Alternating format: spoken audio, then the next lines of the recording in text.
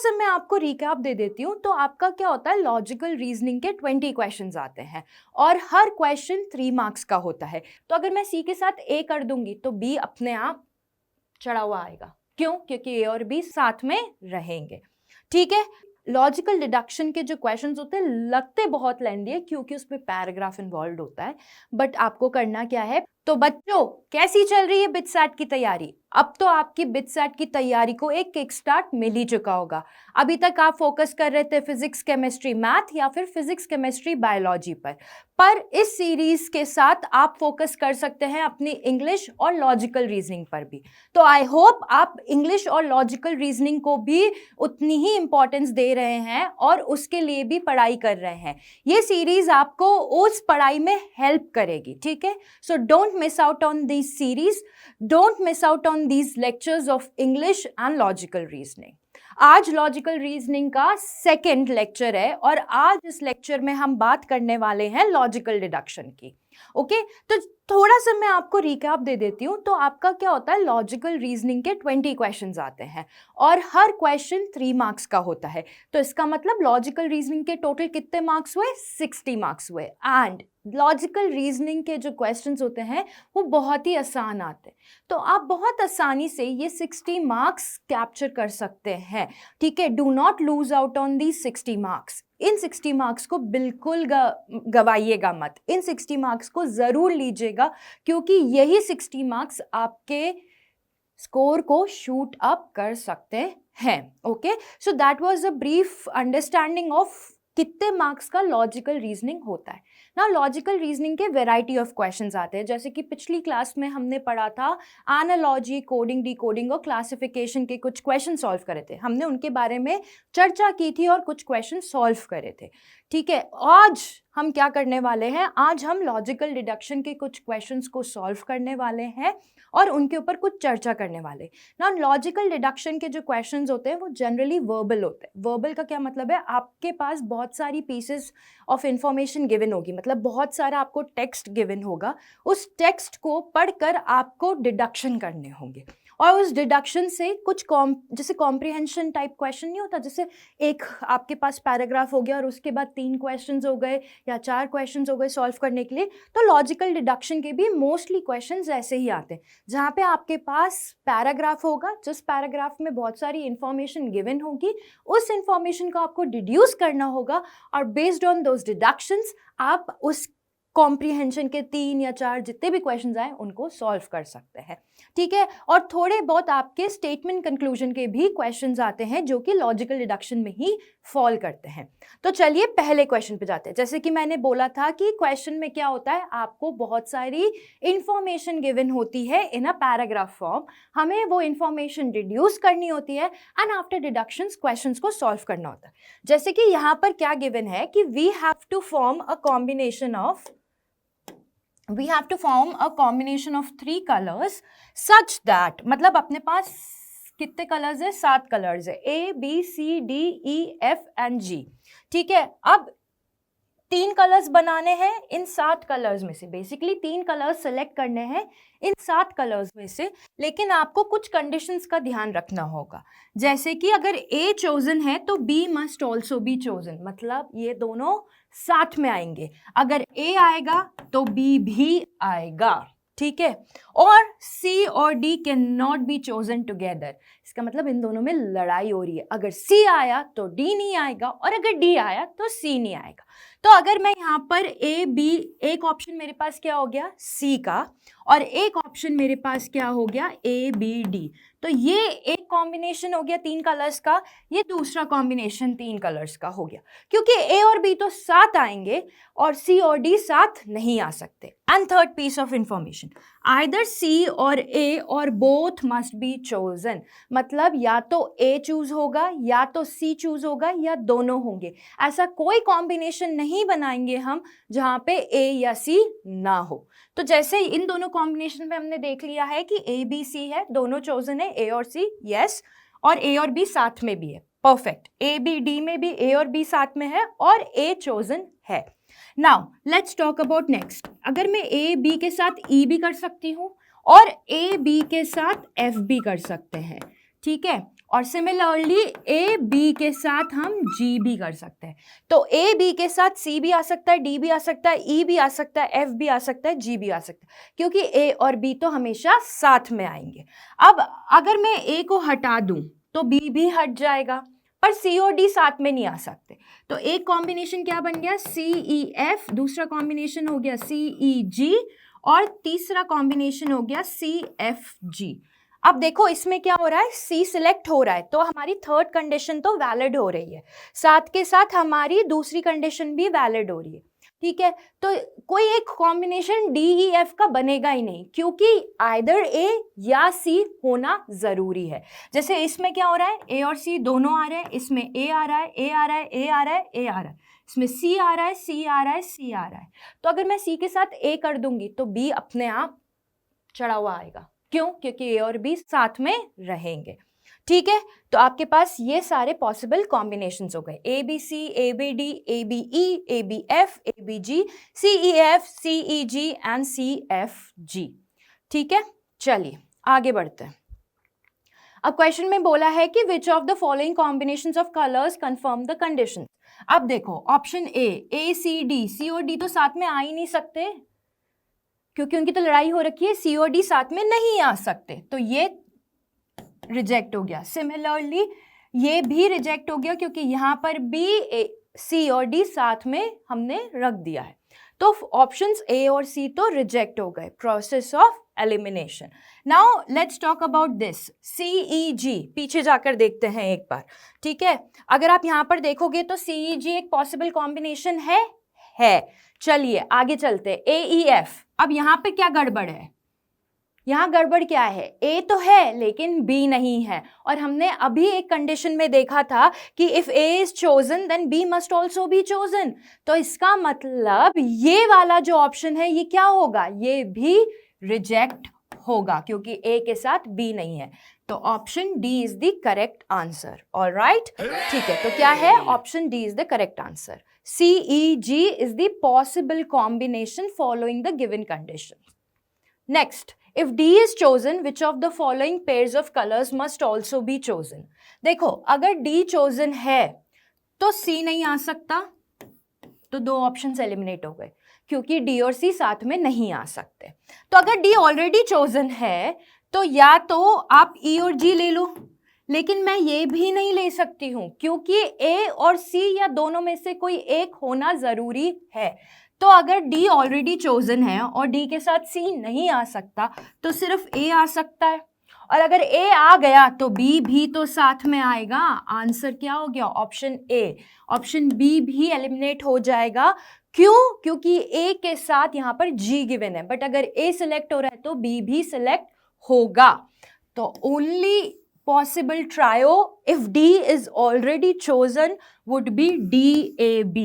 ठीक है, क्योंकि D already chosen था, मतलब D को हमने already choose कर लिया था, तो उसके साथ A और B ही आ पाएंगे। तो this is the possible trio। Okay, good. चलिए नेक्स्ट क्वेश्चन, ऑप्शन क्या है आपका A। Next question, if E is chosen, which of the following pair of colors could also be chosen? ठीक है, अगर E चोजन है इसका मतलब है आपका E ऑलरेडी क्या है, चोजन है।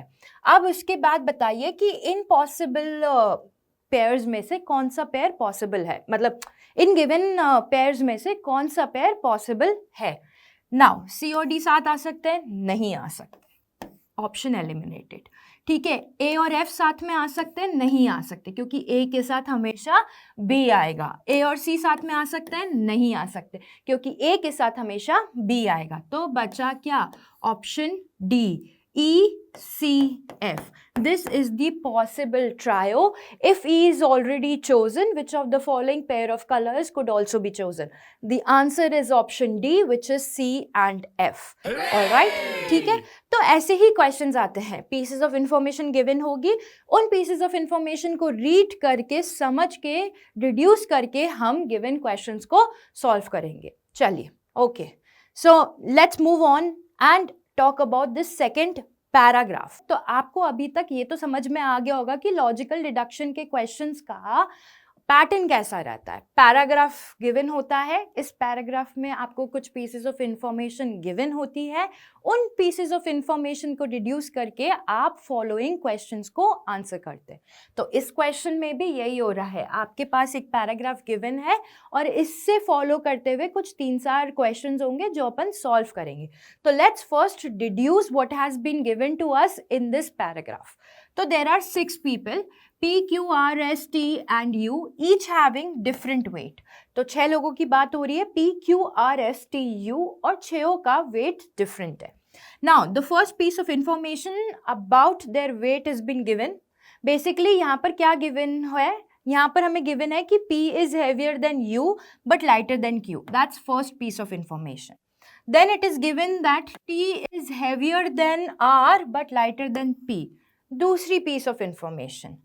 तीसरी, Q is lighter than S. चौथी, R is not the lightest.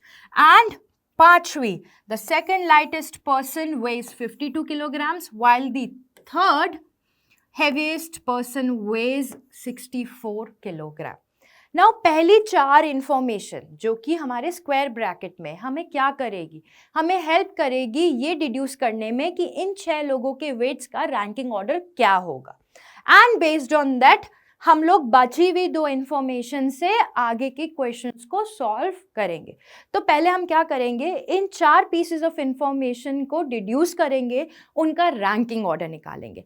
तो पहली information, P is heavier than U and lighter than Q। तो अगर यहाँ पर मैं एक स्केल ले लूँ and scale goes like this कि यहाँ पर होगा आपका लाइटेस्ट और यहाँ पर आपका होगा हैवीएस्ट।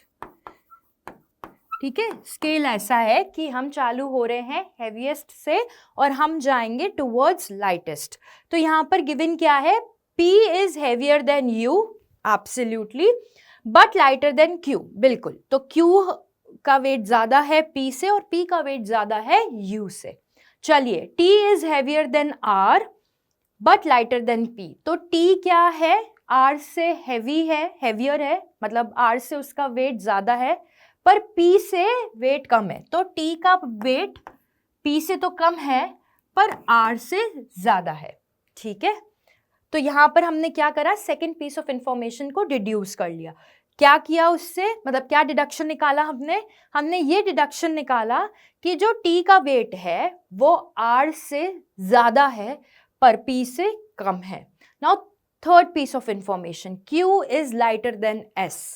ठीक है, तो मतलब Q का वेट S के वेट से लाइटर है, तो S किधर आएगा, उसके लेफ्ट में आएगा, which is SQPTRU। Now the last piece of information which is given to us is R is not the lightest. ठीक है, तो देखो एक आपके पास क्या बना, SQPTRU। एक और पॉसिबिलिटी बन सकती है और वो पॉसिबिलिटी क्या होगी, देखो SQPT यहां तक तो सेम ही रहेगा क्योंकि P क्या है, लाइटर देन Q है। ठीक है, और T क्या है, लाइटर देन P है और S इज हैवीएस्ट। पर एक पॉसिबिलिटी है UR की भी, क्योंकि यहाँ पर कहीं नहीं गिवन था, पहली 3 पीसेस ऑफ इंफॉर्मेशन में कहीं गिवन नहीं था कि U लाइटेस्ट होगा। पर जैसे ही फोर्थ पीस ऑफ इंफॉर्मेशन आई, हमें क्या पता चल गया कि R is not the lightest. तो अगर R is not the lightest तो ये वाला जो अपना कॉम्बिनेशन था, ये जो रैंकिंग थी, ये डिस्कार्ड हो जाएगी, हम इसको कंसिडर नहीं करेंगे। हम किसको कंसिडर करेंगे, इस वाली को, क्योंकि क्वेश्चन में गिवन है R is not the lightest, इसका मतलब U इज द लाइटेस्ट। तो आपके पास रैंकिंग क्या आ गई, SQPTRU। अब देखो क्या गिवन है, second lightest person weighs 52 kilograms। Who is the second lightest person? R, and this person weighs 52 kilograms. And the third heaviest person is of 64 kilogram. तो 5 लोग हैं, third heaviest would be first heaviest, second heaviest and third heaviest, which is P. तो P कितने kilo का हो गया, 64 kgs का हो गया। तो हमें ये और pieces of information given है that R का weight is 52 kilograms and P का weight is 64 kilograms। चलिए समझ में आ गया, आगे बढ़ते क्वेश्चंस को सॉल्व करते। Who among the following may be of 58 kilograms in weight. तो पहले हमारे पास इंफॉर्मेशन क्या है, SQPTRU, ओके, SQPTRU आपका क्या है, रैंकिंग ऑर्डर है, where S is the heaviest and U is lightest, और P का वेट है 64 किलोग्राम्स और R का वेट है 52 किलोग्राम्स। अब बताओ इनमें से किसका वेट 58 किलोग्राम्स हो सकता है? ऑब्वियसली इसी बंदे का। कैसे? देखो T क्या है, भारी है, किससे, R से। अगर R का वेट 52 है तो T का वेट 52 से ज्यादा ही होगा, पर 64 से कम होगा, क्योंकि P का वेट कितना है 64 और T जो है वो यहीं बीच में आएगा, तो वही पॉसिबिलिटी यहाँ पर आ सकती है 58 किलोग्राम्स की। ठीक है, क्योंकि 58 क्या है, 52 से ज्यादा है लेकिन 64 से कम है, तो आपके पास किस बंदे का वेट 58 केजीज आया, टी का वेट 58 केजीज आया, which is your option C. चलिए next question, how many persons are heavier than R. ठीक है, तो अपने पास क्या था, SQPTRU का रैंकिंग ऑर्डर था, heaviest is S and lightest is U। How many persons are heavier than R, 4 people. कितने लोग हैं जो R से ज्यादा भारी हैं, 4 लोग हैं जो R से ज्यादा भारी हैं, तो ऑप्शन क्या हो गया, मोर देन 3। कितने, 4, दैट्स ऑल, सिंपल। तो इसमें होता क्या है, ऐसे क्वेश्चंस में होता क्या है कि आपको मैक्सिमम टाइम, मतलब आपको सबसे ज़्यादा टाइम उसको डिड्यूस करने में देना है, क्योंकि एक बार आपने उस क्वेश्चन की इंफॉर्मेशन को डिड्यूस कर लिया तो क्वेश्चंस को अटेम्प्ट करना बहुत आसान हो जाता है। तो जनरली आपकी अप्रोच भी ऐसी ही रहती है ऐसे क्वेश्चंस को सॉल्व करने की, कि आप सबसे पहले उस क्वेश्चन को ढंग से पढ़िए, उस क्वेश्चन में जो गिवन है, मतलब उस पैराग्राफ में जो गिवन इंफॉर्मेशन है उसको डिड्यूस करिए। Once you have deduce that information given in the paragraph, बाकी के क्वेश्चंस को सॉल्व करना बहुत ज़्यादा आसान भी हो जाता है और आप जल्दी भी कर पाते हो।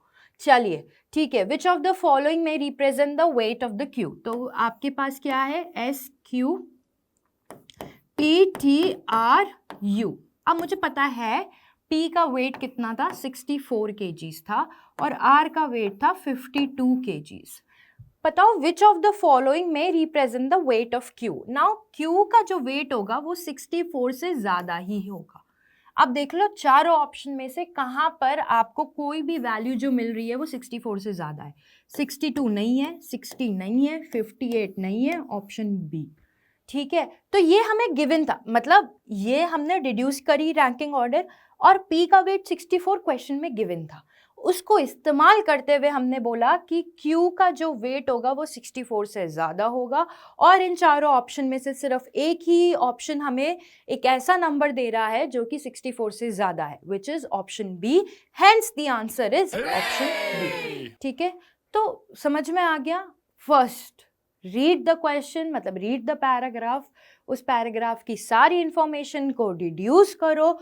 Once you have deduced those pieces of information, then it becomes really easy to answer the question.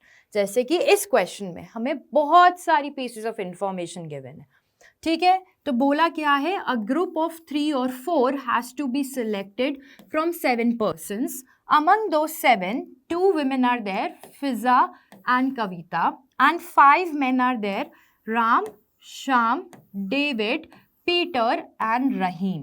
Now there are 7 people, और उनमें से हमें ग्रुप ऑफ 3 या ग्रुप ऑफ 4 बनाना है, जिनमें से 2 महिला हैं, फिजा एंड कविता, और 2 मेन हैं, which is Ram, Shyam, David, Peter and Rahim. अब कुछ पीसेस ऑफ इंफॉर्मेशन हमें गिवन है, ठीक है, तो पहले हम चलते हैं और आगे बढ़ते हैं। तो कितने लोग हैं, फिजा है, कविता है और 5 मेन है, Ram, Shyam, David, Peter and Rahim. Ram would not like to be in a group if Sham is also selected. मतलब राम और श्याम की बन नहीं रही है, तो अगर राम सेलेक्टेड है तो श्याम सेलेक्ट नहीं होगा, तो मैंने दोनों को अलग लिख दिया। ठीक है, Shyam and Rahim want to be selected together in the group, मतलब श्याम और रहीम हमेशा साथ में रहेंगे। तो एक तरीका और है, इनको ऐसे बांध लो, उनको एक बॉक्स बना लो कि श्याम और रहीम जहां जाएंगे साथ जाएंगे, और अगर राम रहेगा तो श्याम नहीं रहेगा, श्याम रहेगा तो राम नहीं रहेगा। ठीक है। Kavita would like to be in the group only if David is also there, मतलब अगर मैं श्याम, रहीम और कविता को रख दूं तो नहीं आएगी, she'll not come, she'll only come जब डेविड भी रहेंगे। तो पॉइंट ये है कि यहां पर Shyam, Rahim, David, if David is there तो कविता कैन कम, पर डेविड के पास भी उसकी कंडीशंस है। क्या है? David if selected would not like Peter in the group, तो डेविड और पीटर भी साथ नहीं आएंगे, तो इनको भी अलग कर लो। ठीक है, डेविड और पीटर साथ नहीं आएंगे। Ram would like to be in the group only if Peter is also there. ठीक है, राम उसी ग्रुप में जाएगा जिसमें पीटर होगा। तो अब हम क्या करेंगे, पीटर को राम के साथ लिख देंगे, और ये पता चल गया कि ये एक और क्लबिंग हो रही है यहाँ पे। तो श्याम जब आएगा, रहीम भी साथ में आएगा, और Ram will not come in any group अगर पीटर नहीं होगा। ठीक है, तो क्या होगा, पीटर का होना जरूरी है तभी राम आएगा। ठीक है, नाउ पीटर अकेला भी आ सकता है, ऐसा नहीं है कि पीटर अकेला नहीं आ सकता, बट राम नहीं आएगा जब तक पीटर नहीं होगा। I know, too much pieces of information. And David insists that Fiza be selected in case he is there in the group. तो अगर किसी ग्रुप में आपने डेविड को ले लिया तो डेविड would insist कि फिजा भी उस ग्रुप में आए। ठीक है, अब देखो इसमें से पॉसिबल कॉम्बिनेशंस 3 के क्या क्या हो सकते हैं। श्याम, रहीम तो साथ रहेंगे। ठीक है, अब इनके साथ अगर डेविड आ रहा है तो फिजा भी आएगी। ठीक है, श्याम और रहीम साथ है, और पीटर भी इनके साथ आ सकता है, दैट इज अ पॉसिबिलिटी। ठीक है, तो ये एक पॉसिबल ग्रुप ऑफ 4 बन गया, ये एक पॉसिबल ग्रुप ऑफ 3 बन गया। राइट नाउ श्याम, रहीम और राम नहीं हो सकते साथ में, क्योंकि श्याम और राम साथ में नहीं आ सकते। नाउ इससे एक मोटा मोटा आइडिया हमें लग गया है। Now let's go to the question, which of the following is a feasible group of 3। देखो, Ram and Rahim and David. अब इसमें गड़बड़ क्या है, Rahim is there but Shyam is not there, but Shyam और रहीम तो एक ही यूनिट है, rejected. Peter, Shyam, Rahim hold करते हैं, पॉसिबिलिटी है। कविता, डेविड, श्याम, अगेन श्याम है बट रहीम मिसिंग है, क्योंकि श्याम और रहीम क्या होंगे, हमेशा साथ आएंगे, तो ऑप्शन एलिमिनेटेड। फिजा, डेविड, राम, राइट, फिजा, डेविड, राम भी पॉसिबिलिटी है, बिल्कुल है। ठीक है, बट एक गड़बड़ है, राम जो है नहीं आएगा अगर पीटर नहीं होगा। मतलब ऊपर ऊपर से अगर आप देखो तो यहाँ पे बहुत ही क्लियरली दिख रहा है ऑप्शन ए और सी में कि रहीम है तो श्याम नहीं है, श्याम है तो रहीम नहीं है, तो ये दोनों तो एक ही यूनिट है, अगर एक आएगा तो दूसरा तो फॉर श्योर आएगा। तो ये दोनों पीसेस ऑफ इंफॉर्मेशन हमारे लिए बहुत आसान थी ऑब्जर्व करना और देखना, बिकॉज दे आर 1 यूनिट। तो हमने ऑप्शन ए और सी एलिमिनेट कर दिए। ऑप्शन डी में आपको एक बार के लिए लग सकता है यार इसमें कोई प्रॉब्लम नहीं है, क्योंकि David always insist on having Fiza in the group, तो डेविड है, फिजा है और राम है, राम और डेविड के बीच में कोई हमें पीसेस ऑफ इंफॉर्मेशन गिवन नहीं थी। पर आप एक पीस ऑफ इंफॉर्मेशन यहाँ पर मे बी भूल रहे हो या फिर इतनी आसानी से याद नहीं आ रही है, विच इज कि उसने बोला था कि पीटर होगा तो ही राम आएगा, पीटर होगा तो ही राम आएगा। ठीक है, कैसे? Ram would like to be in the group only if Peter is also there. Ram would like to be in the group only if Peter is also there. But यहाँ पर क्या हो रहा है, राम तो है लेकिन पीटर नहीं है, तो पीटर के बिना राम नहीं आएगा. Option D also eliminated. Option B is correct, जो कि हमने यहाँ पर भी देखा था. Shyam Rahim Peter is a possible combination of 3, which is your option B. ठीक है, तो आंसर क्या हो गया, Peter Shyam Rahim is a possible combination of 3. चलिए, now which of the following is a feasible group of 4. Now देखो, पीटर है, राम है, कोई प्रॉब्लम नहीं है, लेकिन फिजा है और डेविड नहीं है, रहीम है और श्याम नहीं है, एलिमिनेटेड. श्याम है, रहीम है, डेविड है, लेकिन डेविड को साथ में फिजा भी चाहिए, मतलब he insist of having Fiza in the group of 4, तो कविता है यहाँ पे, तो hence option B also eliminated. Now Shyam, Rahim, Fiza, David looks like a good combination.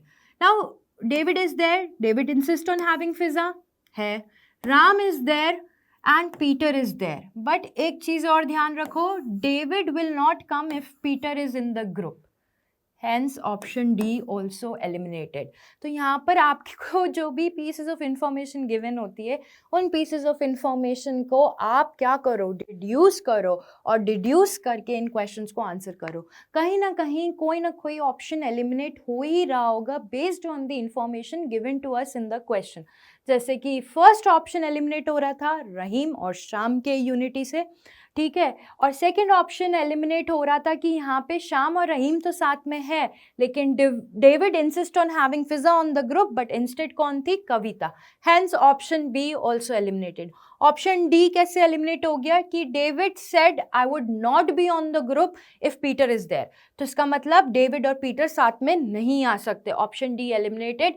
Option C, सिर्फ प्रोसेस ऑफ एलिमिनेशन से आप ये क्वेश्चन सॉल्व कर सकते हो, पर उसके लिए आपको वो सारी पीसेस ऑफ इंफॉर्मेशन दिमाग में बहुत अच्छे से समझ में आनी चाहिए, डिड्यूस्ड होनी चाहिए, और जब आप क्वेश्चन सॉल्व कर रहे हो तो उनको अप्लाई करना भी आना चाहिए. चलिए, which of the following statements is true, Kavita and Ram can be part of a group of 4. चलिए करके देखते हैं. Kavita is there, Ram is there. Now Ram will only come if Peter comes in. ठीक है, तो Kavita, Ram, Peter. Now neither Rahim can come nor Shyam can come, क्योंकि राम श्याम के साथ नहीं आ सकता और श्याम रहीम के बिना नहीं आ सकता. ठीक है, तो दोनों ही नहीं आ सकते, रहीम भी नहीं आ सकता, श्याम भी नहीं आ सकता. एंड गिवन पीटर है तो डेविड नहीं आ सकता, और अगर डेविड नहीं आ सकता तो फिजा भी नहीं आ सकती, because only David insist on having Fiza in the group. Option A eliminated. A group of 4 can have 2 women. अभी बताया नहीं हो सकता, क्योंकि कवि ग्रुप ऑफ 4 के लिए क्या होना है, Kavita is there, Ram is there, Peter is there, तो यहाँ पे फिजा नहीं हो सकती, because Fiza can not come if David is not there. चलिए डेविड से बना लेते हैं एक ग्रुप.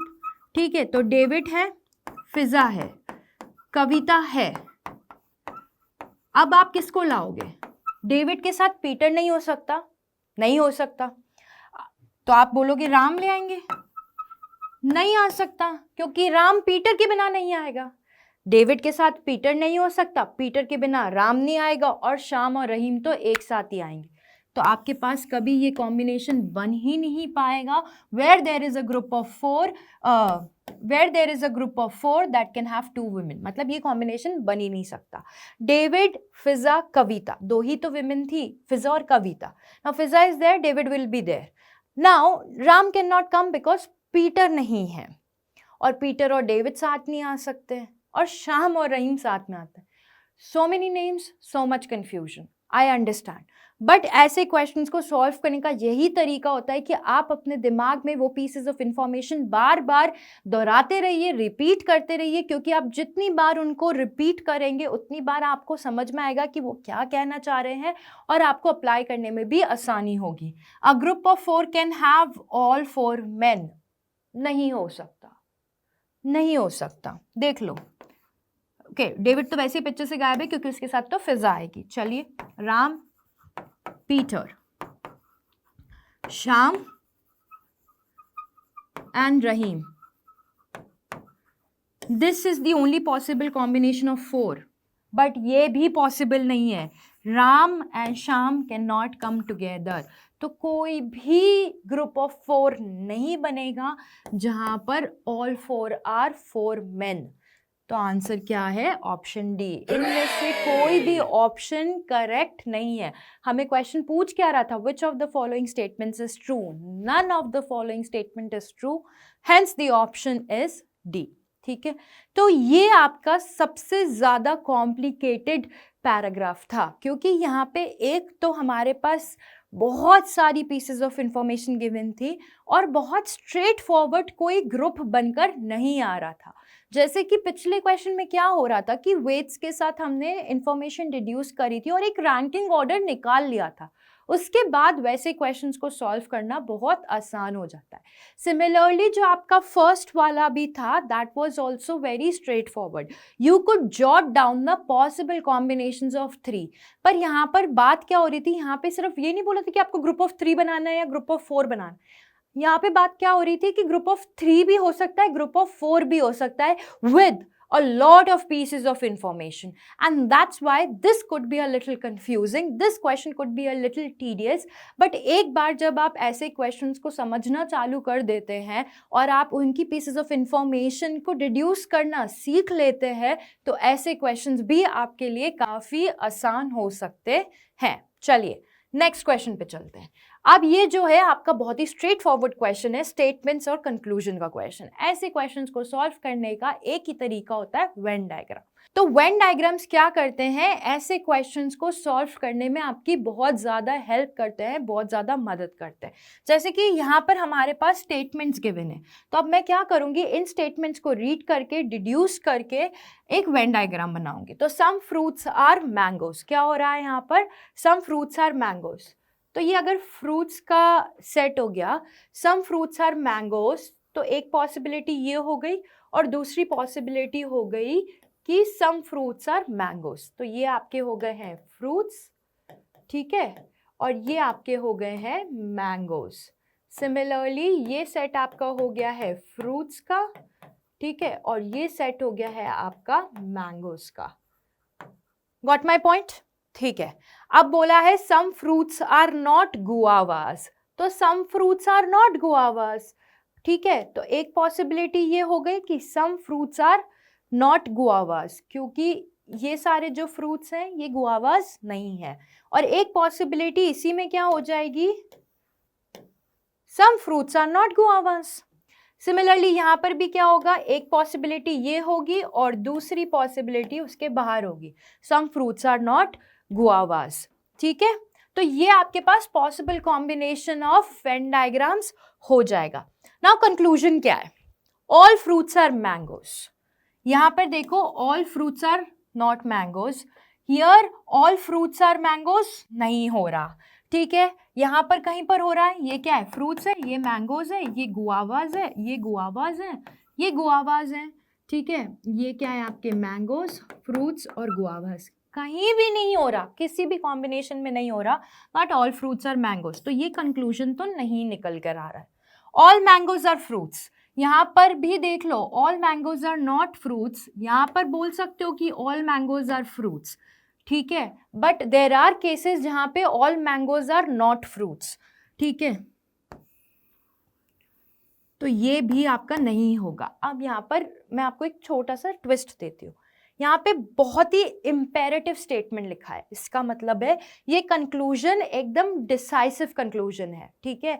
ऐसा नहीं है कि पॉसिबिलिटी पे छोड़ रहा है, नहीं, ये आपको बोल रहा है कि ऑल मैंगोज आर फ्रूट्स. ये आपको ये कंक्लूड करवा रहा है that all mangoes are fruits, which is incorrect, क्योंकि यहाँ पर all mangoes are not fruits.